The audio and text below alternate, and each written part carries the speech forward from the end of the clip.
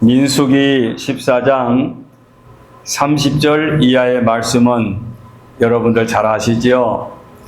12 정탐꾼이 가나안 땅을 가서 살펴보고 와가지고 이제 모세 앞에, 회중 앞에 보고했는데 10사람의 생각과 판단과 2사람의 생각과 판단이 갈라지게 되지요. 거기에서 하나님이 진노하여 그 백성들이 광야에서 40년을 생활할 수 있도록 징벌을 내리시는 그 원인이 본문 속에 들어 있습니다. 그래서 오늘 제목을 광야의 40년 이렇게 정했습니다. 우리는 지난 시간까지 출애굽기 앞부분, 출애굽기가 40장까지 기록되어 있지요. 그 앞부분에서 이스라엘 백성들이 애굽에서 곤역을 치르고 있을 때, 노예 생활을 하고 있을 때 하나님께서 그 고통의 소리를 들으시고 모세를 바로 앞에 보내사 모세로 하여금 하나님의 능력을 행하게 하시고 애굽인들에게 10가지 재앙을 받게 하시고, 그리고 끝내는 10번째 재앙 이후에 이스라엘 백성들이 애굽에서 나오게 되는 것이 지난번까지의 내용의 말씀이었지요. 자, 오늘 본문은, 오늘 내용은 그 애굽에서 나와서 2년 반이 지난 다음에 정탐꾼을 가나안 땅에 보낸 그 사건에서 일어나는 말씀들을 함께 묵상하려고 민수기 14장을 본문으로 정했습니다.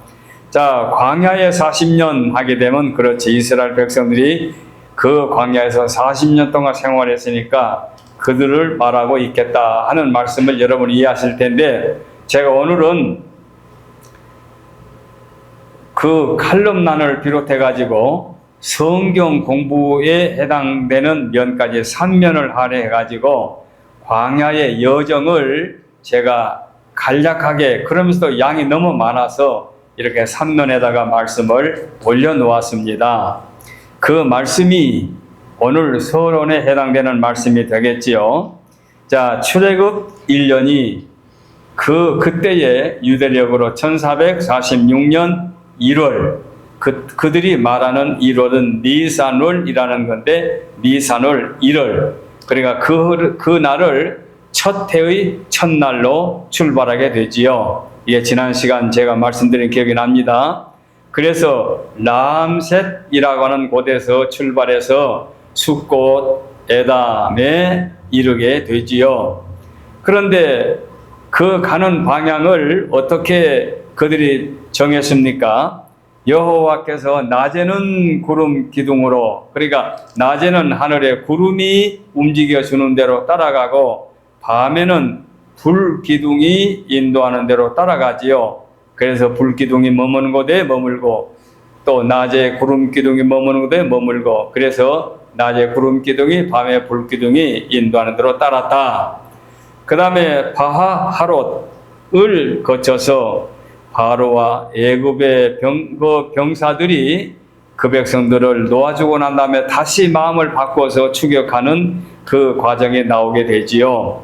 그래서 이 백성들이 앞에서는 홍해가 가로 놓여 있고 뒤에는 애굽의 군사들이 추격하고 있는데 극적으로 홍해를 건너게 되지요. 그 과정은 우리가 불신자들도 알 정도로 홍해가 갈라지는 사건을 알고 계시니까, 그래서 홍해를 건너가게 되지요. 그리고 홍해를 건너서 수르 광야에 도달했고, 마라에 도착해서 물이 써서 마실 수 없으니까 그 백성들이 원망하니까 그 쓴 물을 단물로 바꿔지는 역사, 이적이 마라의 쓴 물 단물로 바꾸는 역사가 나오게 되지요. 그리고 엘리무 오아시스 여정, 오아시스, 그 광야의 사막에는 오아시스가 있지 않습니까? 엘림 오아시스. 그리고 출애굽기 1년이 지나는데 1년 2월 15일에 신광야에 도착하게 됩니다. 자, 먹을 것은 하나님께서 만나를 내려주시는데, 고기를 먹고 싶다라고 할 때에 만나 메추라기를 먹여주신 그 사건도 우리가 이렇게 알고 있지요. 그래서 돛과 알루수 르비딤에 이르러 모세가 호렙산 반석을 지팡이로 쳐서 물이 없을 때 물을 얻게 되는 과정이 나오는데, 이 말씀이 출애굽기 17장에 기록된 말씀이지요.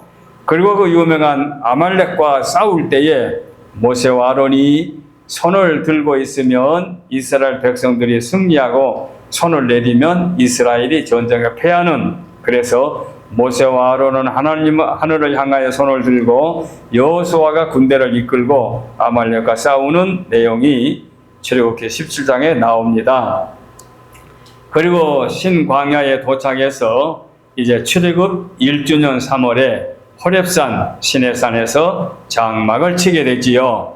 그리고 모세의 시내산 1차 등정, 시내산에 한 번 올라가서 십계명을 한번 받고 끝난 것이 아니라 1차 등정, 2차 등정, 3차 등정이 성경에 잘 기록되어 있습니다. 그리고 여호와께서 거기에서 십계명을, 이제 율법을 주시는 과정이 나오지요. 이게 출애굽기 20장까지의 과정입니다. 자, 그런데 그 10개 율법을 받기 위해서 모세가 시내산에 올라갔을 때에 백성들이 40일 동안 내려오지 아니하니까 그들이 금송아지를 만들어서 우상 숭배하는 그 사건이 출애굽기 32장에 나오지요. 그리고 모세가 4차 하산, 그리고 5차 등정, 그리고 40일 40야를 산에서 금식하며 하나님 앞에 율법 두 돌판의 계명을 받게 되지요. 그리고 출애굽기 34장에 시내산 5차 하산하게 되는 거지요. 그리고 출애굽 2년 1월 1일 성막을 세우고 하나님께 봉헌하는 기사가 출애굽기 마지막 장에 기록되어 있습니다.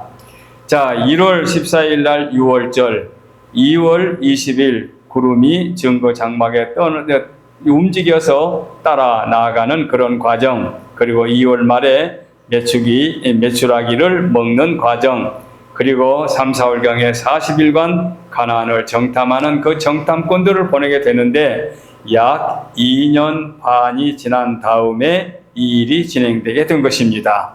그리고 오늘 본문은 이 2년 반 경과 후에 일어난 사건, 정탐꾼 사건이 오늘 본문의 내용이지요.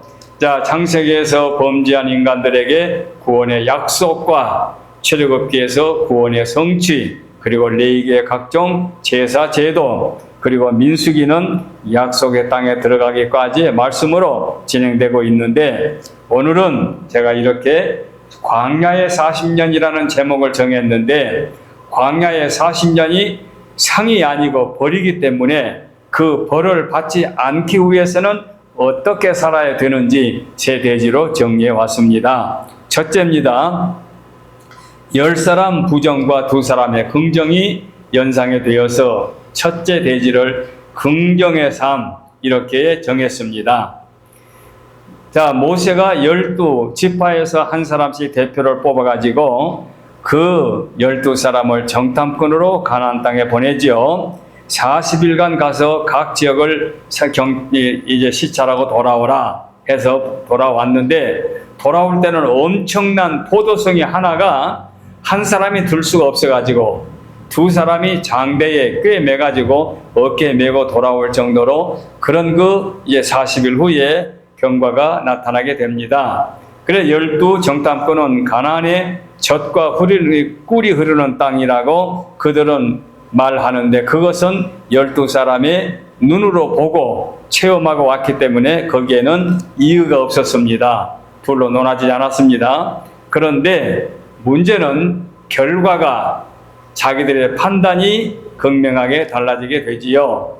10명은 어떻게 달라집니까? 가서 보니까 너무나도 강하더라. 그들은 잘 살더라. 성벽이 견고하더라. 거기는 성읍들이 견고하고 요새처럼 되어 있기 때문에 우리가 침공하기 매우 어렵겠더라 하면서 아낙 자손, 기골이 장대한 체격이 큰 그는 아낙 자손들이 자리를 잡고 있는데, 우리가 가서 보니까 그 아낙 자손들은 창세기부터서 나오는 네피림 거인의 후손들인데 성경에는 그 거인에 대한 그 네피림 후손에 대해서 많이 나오지요. 창세기의 네피림의 설명에 나오는데 그들이 그 다윗이 골리앗과 싸울 때에 골리앗의 그 혈통이 네피림 거인들의 그 후손들인 것을 성경은 알려주고 있습니다.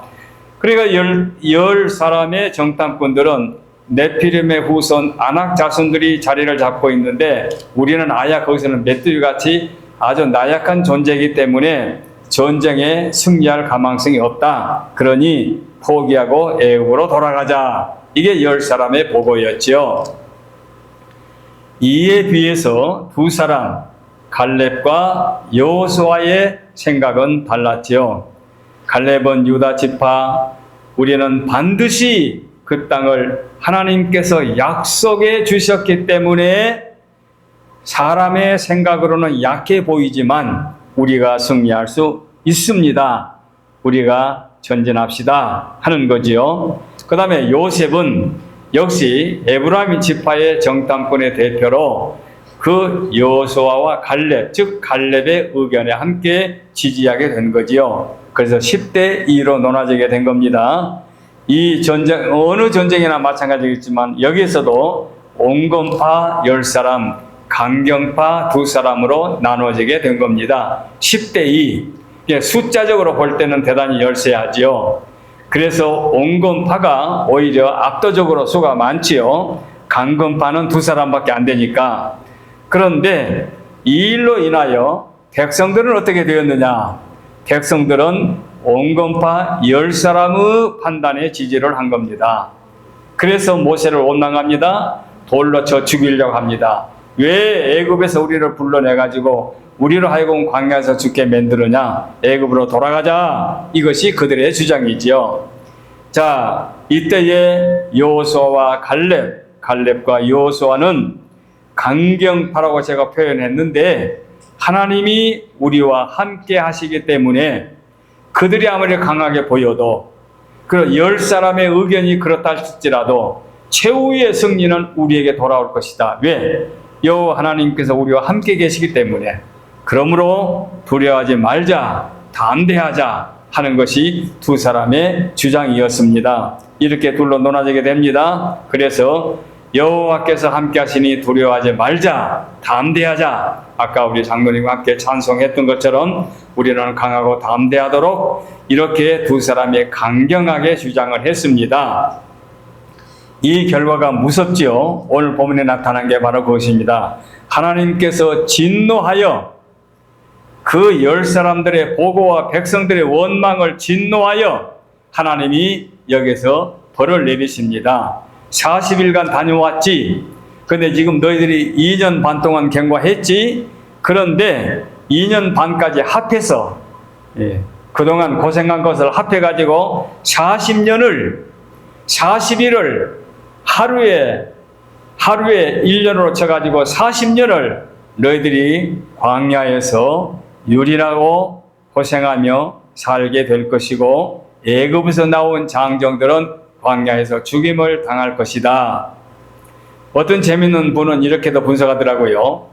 60만 명의 대군이 광야에서 40년 동안 죽어 나갔는데 2사람 남고 다 죽었는데 그렇게 되면은 아마 하루에 장정들이 100명 이상씩 죽었을 거다. 그렇게 말하더라고요. 뭐 정확하게 숫자적으로 그렇게 꼭 100명씩 죽었겠습니까만은 어디라도 더 많은 수도 죽었고 어디라도는 또 안 죽은 날도 있었겠지만 그 하여간 200만 명의 그 한 민족이 이동할 때에 죽어가는 사람이 얼마나 많았겠습니까? 그런데 사실상 거리로 볼 때는 애굽에서 가나안 땅까지는 서울에서 대구 거리랍니다.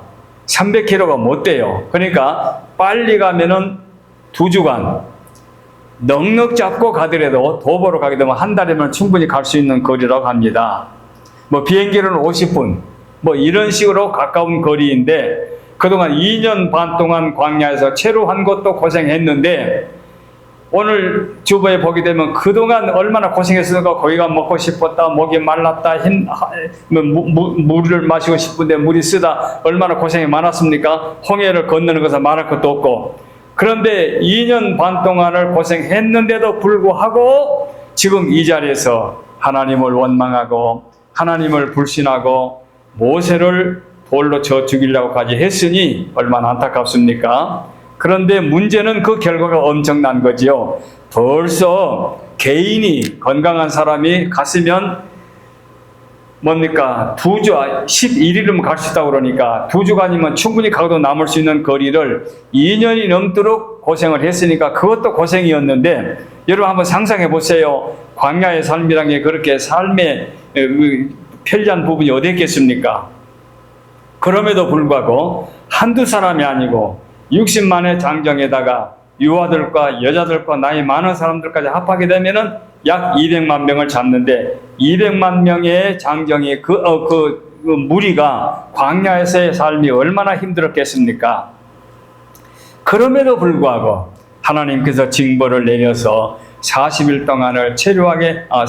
동안을 체류하게 됐으니 이 결과가 긍정의 삶의 결과가 아니고 부정의 삶의 결과였음을 일대지에서 우리가 기억해야 할 것입니다.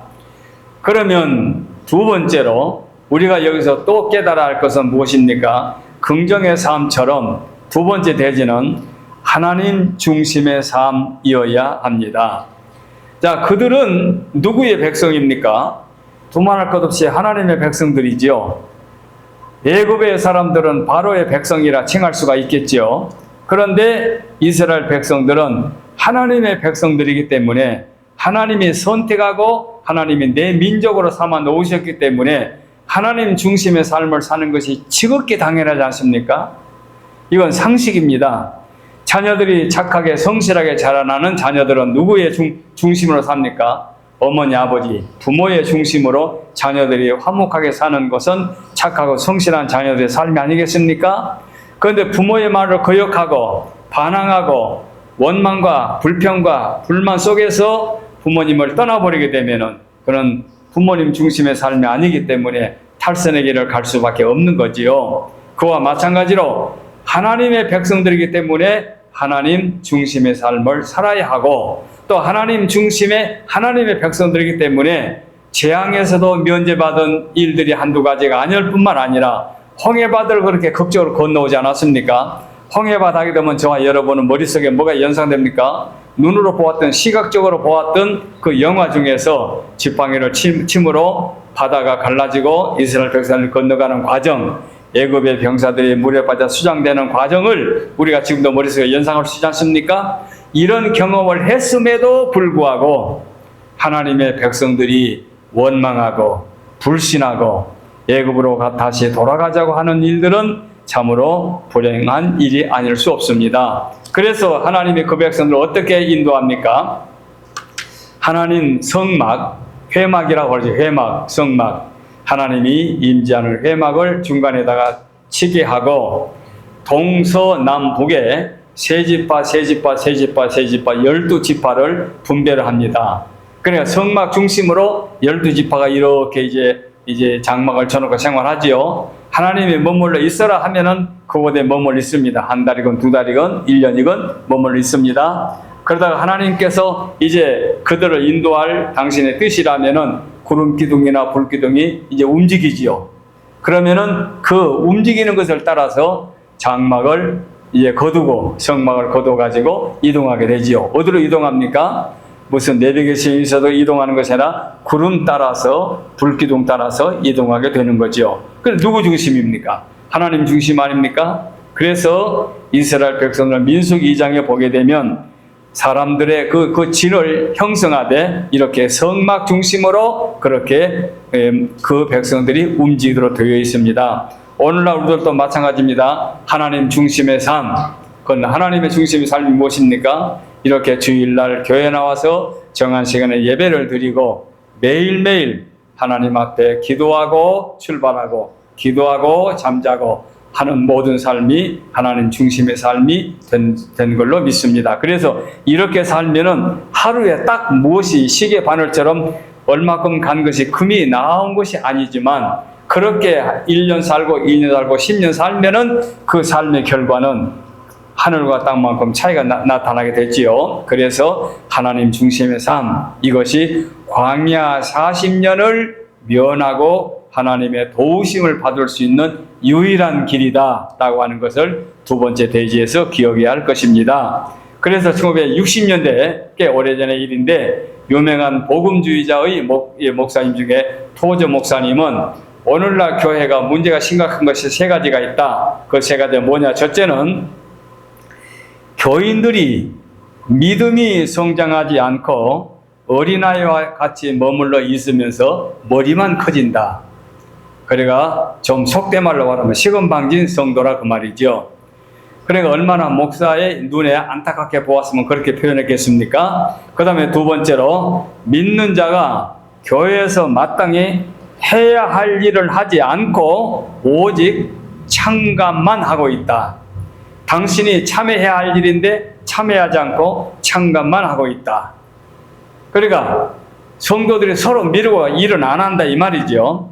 그 다음에 세 번째로 문제는 믿는 자가 서로 일치되지 않고 분열을 하고 다툼만 일삼고 있다. 그러니 오늘날 교회도 마찬가지죠. 60년대나 오늘날이나. 그래서 이것은 하나님 중심의 삶이 아니라 교회는 다니지만 개인 중심으로 살다 보니까 교회는 문제를 해결하지 못하고 분란하고 상처를 입고 교회를 떠나고 또는 신앙에 타락되는 경우가 많지요. 자, 이렇게 하나님 중심의 삶과 중심되지 않고 이탈의 삶이 여기서 이렇게 나타납니다. 어제 아침 우리가 요한복음 10장의 말씀을 상고했습니다. 새벽에. 거기 보면은 주님이 나는 선한 목자라 하면서 목자는 양들에게 이름을 다 붙여가지고 이름을 부른다고 했어요. 그 다음에 양들은 목자의 음성을 듣고 따른다고 했어요.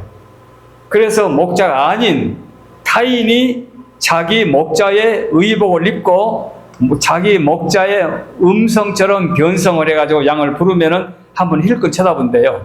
근데 힐끗 쳐다보고는 따라오지 않고 도망가 버린대요.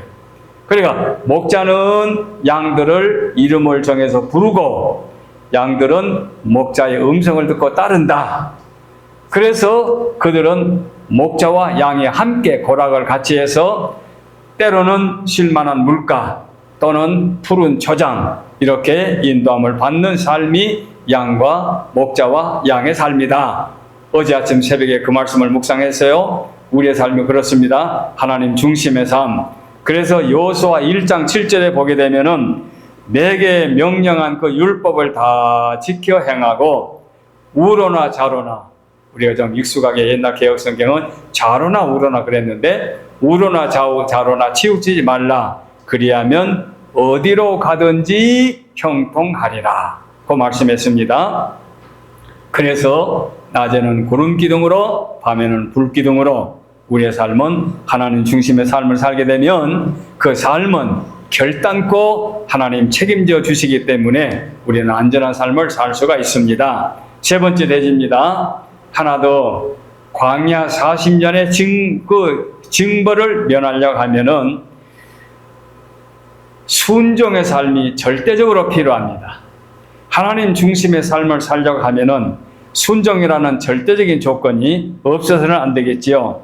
그래서 하나님 중심의 삶에는 하나님이 당신의 뜻을 전달하기 위해서 말씀을 주셨고 율법, 계명을 주셨고 성막 중심으로 살아가게 하시고 예배를 드리도록 제사를 드리도록 명하셨고 내가 거룩하니 너희도 거룩하라 하고 하나님 말씀해 주셨는데 이 말씀에 귀를 기울이고 순종하는 삶이 필요합니다. 그래서 민수기 9장에 있는 말씀 보게 되면 이스라엘 자손이 여호와의 명령을 따라 행진하였고 여호와의 명령을 따라 진을 쳤으며 구름이 성막 위에 머무는 동안에는 그들이 진영에 머물렀다고 나옵니다.